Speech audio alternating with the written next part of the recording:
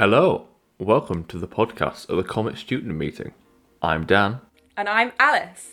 COMET, which stands for the Centre of Observation and Modelling of Earthquakes, Volcanoes and Tectonics, is a research group across 10 universities, bringing together lots of people who are studying earthquakes and volcanoes in a range of different ways. Each year, the research students from across these different universities meet up to discuss their research progress. In this series of podcasts, we'll be chatting to 4 of these students about their research and life in and outside of their PhD, and try and convince you that earthquakes and volcanoes are cool. In this episode, we'll be talking to Fei, a PhD student from the University of Leeds. Fei's research focuses on using INSAR, which is using satellites to measure the ground motion from space. He is looking for ground motion generated by shallow earthquakes, these earthquakes, and even volcanoes too. Hi Alice, how you doing? What are we doing today? Hi Dan. Today we're here at the COMET student meeting with Fei. Hi Fei. Hi Dan. Hi Alice. So, you're obviously at the COMET student meeting, so I assume you're probably doing a PhD. What are you trying to find out in your PhD?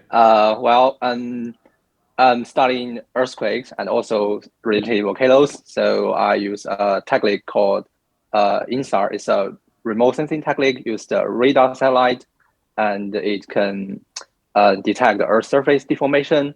So when an earthquake happened, it's usually shake the ground, and after the shake ground, it will cause a permanent displacement. And this permanent displacement, according to the earthquake's magnitude, it can reach from millimeter level to meters level. And INSAR, this remote sensing technique, can capture this deformation. So I use the INSAR image to study the earthquakes and also study related volcanoes.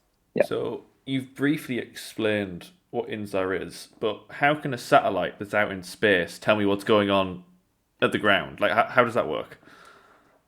Yeah, the radar satellite, it transmits a microwave. So the wavelength usually we use it 5.6 centimeter, like that long. So when the echoes reach to the surface and it turns back to the satellite can track both the magnitude and the phase of the data. So it actually record a complex data set. And when the first time the satellite flew over the area, it's record image, and after like 6 or 12 days later, it record another image. And if you subtract these 2 images, a technique we use like the interferometry, and if you make a difference between the 2 phases, between the accreditations, you will get a phase map that can reflect the topography and also the deformation that happened during this time. So if you observe the Earth surface constantly, you are track the very details of the Earth changes during this all periods time. Yeah. So that's the method you're using. Is there any specific earthquakes or specific volcanoes that you're looking at? Yes, because my study is focused on the earthquake detection. So because I have explained, the satellites can track the deformation at the surface, but with very much noise. So for example, the delay from the atmosphere. So it's kind of very hard to track the small magnitude. What I say small here means magnitude from 5 to 6, like this small. It's actually really big, but it's kind of small for the geodesy alteration. So these small earthquakes, they have caused very little deformations. So like 10 millimeter or 12 millimeter, like that much, is kind of hard for the INSAR to detect. So what I'm trying to do is improve the algorithm so that we can use the INSAR data to track to detect and study these small earthquakes. So in the beginning, I started the earthquake happened in Iran because in 2017 there are a large earthquake, 7.6 if I remember correctly, that happened in that region, and later it triggered many aftershocks like 5 or 6 magnitude. So I use INSAR to detect and study the small earthquake. They are usually very shallow, so that you can track the signal. If this small earthquake happens very deep inside the Earth, it's very hard because surface deformation would be very small. So it's got difficult to track them. So in the beginning, I do in Iran, these earthquakes are small but shallow, so I'm easy to track. So after I completed my project in Iran, now I'm doing a more challenging work. I studied earthquake happening in Chile, which is very deep, like 100 kilometers depths below the Earth's surface, and the magnitude might need to be slightly larger. Like what I study case is a 6.8 earthquake. The depth is 100 kilometers. So I'm also trying to use INSAR to detect the surface deformation. So this earthquake deformation is really, really small, like 5 or 6 millimeter levels on the ground, and INSAR can track such deformation. I can't say perfectly, but it can track the signals.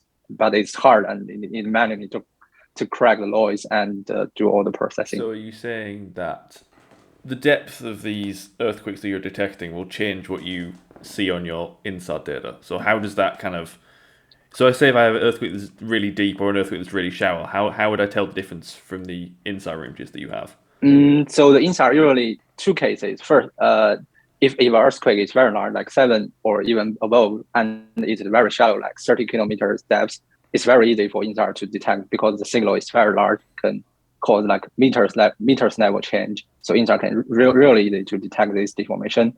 But if the magnitude is very small, like I said, like 5 or 6, and even it's close to the surface, the signal is still very weak.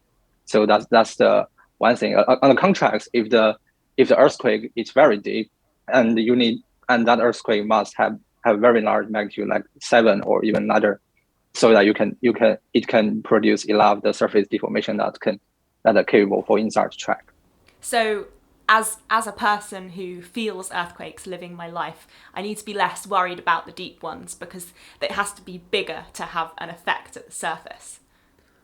Yeah, right. Yeah. From our personal, for common people's life, that's the shallow earthquake are very dangerous because the shallow earthquake more close to the surface and will cause the building collapse, and for the very large, like 7 earthquake, that's even more dangerous. Yeah. So do you want to just maybe quickly summarize what's the coolest thing that you found in your PhD so far? The coolest thing is so far, as I mentioned, that I'm doing a 6.8 earthquake. It's very deep, like over 100 kilometers, and we track the surface deformation. This is something that I assume everyone have done before. We can track such deep earthquake. And other very interesting, cool things is that this earthquake happened to trigger a volcano that's 100 kilometers away from the center source. And that volcano we think is a dominant volcano that have never monitored the deformation or something like that. And after the earthquake happened, it triggered this volcano and it began to deformation. And it's kind of exciting to find this deep earthquake can trigger such far away volcano, and it's a quite large volcano. Yeah. Whoa, that's so cool. Kind of exciting thing. So what's the distance? Was the distance between the earthquake and the volcano? And the earthquake depth is 100 kilometers, and the volcano is over 100 kilometers away from the earthquake. Whoa! So it's like a triangle. So if you measure the direct distance, it should like 100 kilometers multiplied by the square of 2. So it's like 150 kilometers away from that. That's a pretty big distance for something to have an effect. Yeah, that's kind of exciting things to notice, because in the beginning when people observe the earthquake volcano interaction, the earthquake must be very, very large, like 7 or 8, or very close to the volcano that can trigger the volcano begin the deformation or eruption. But this time we measure such not very large earthquake and very long distance, it can still trigger. That's something that refresh our knowledge about the earthquake and volcano interaction. I believe so. Yeah. What's your day-to-day as a PhD student like? So what do you do? Basically, I open my computer and sit in front of a computer and open the terminal and get access to the remote, to the supercomputer that's located very far away, and assess my data to check whether it's complete the processing and manage to check the results. And that's about doing the experiments, and also prepare the presentation, prepare the slides for the next COMET meeting, and also the poster, and also write my manuscript, because it's taken quite a long time for me to do the research right now. So I need to write down and for the publication. Yeah. So I assume you don't spend your entire time doing your PhD. So what do you do in your free time when you're not doing your PhD?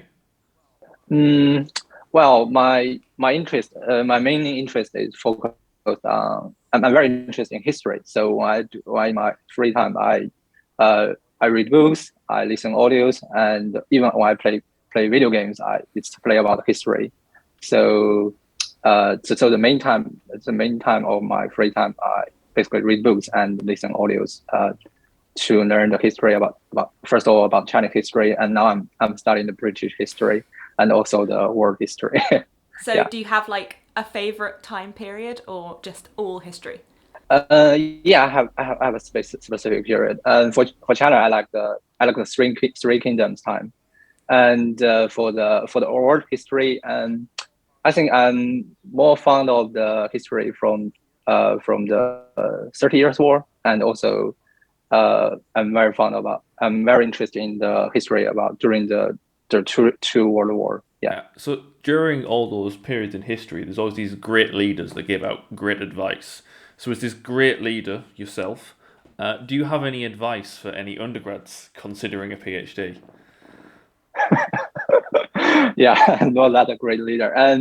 But for the advice for undergraduate, I think I have a metaphor for doing research. So I believe I think that doing a research is somehow like search a specific file in a computer. Let's say I think everyone use the Windows system, so it's pretty like you search a specific file in the Windows system, but you don't know where it is, and you are forbidden to use the search function, the built-in search function in the Windows. So you don't know where it is, so you have to manually check the disk C, the disk D, and also the subfolders and everywhere. And why we use the word research? Because you search it is not here, so you need to search again and again. So you don't know where it is until you find it. So that's bring some key factors when doing the research. The first one I think is the logic you need to know, because all the system files are not randomly. There are some logical behind it. What you need to know, you should know the logic of this file. So this kind of the basic knowledge you need to understand, and so that you can search the files with some purpose, not just randomly search everywhere. That's the first key thing. The second key thing is I think is your supervisor, because your supervisor will briefly tell you where the file is. He can tell you this file is definitely not in the disk D, it's not in the disk E, it's definitely in the disk C. And if you search the disk C, you search some files, and your supervisor tell you it's most probably like in here or like there. So you can keep searching it. So that's the supervisor's function. And the other thing is that for yourself, you need to be very patient, because when you search the files, you may be very it's a tedious work. You might be very frustrated, or even sometimes overwhelmed by the search, the work you need to do. So that's the patience. And finally, you have to have some luck, because if in the beginning you are just a search file, but if you are very lucky, you will find it very quick. But if you have bad luck, you will basically search everywhere, and finally you got it. And even in the extreme case, you won't get it. That's very bad luck. So when we're doing research, every time when we find the files, the most common things I ask myself, why do I not search this place at the beginning? It's so obvious. It's just like there, but it takes time because you don't know in the very beginning. So you need to search here, search there, and search everywhere probably. And in the end, you can find it. Yeah, I think that's my understanding of the doing research. I hope it can help people to understanding what we are doing now. That's the first time I've ever heard a PhD compared to a Windows operating system. I'll give you that. But I agree it works. Yeah, thanks. Yeah. So, thank you very much for giving us your time. I'll remember to use my supervisor more like Siri more often. And yeah, I hope you have a good conference.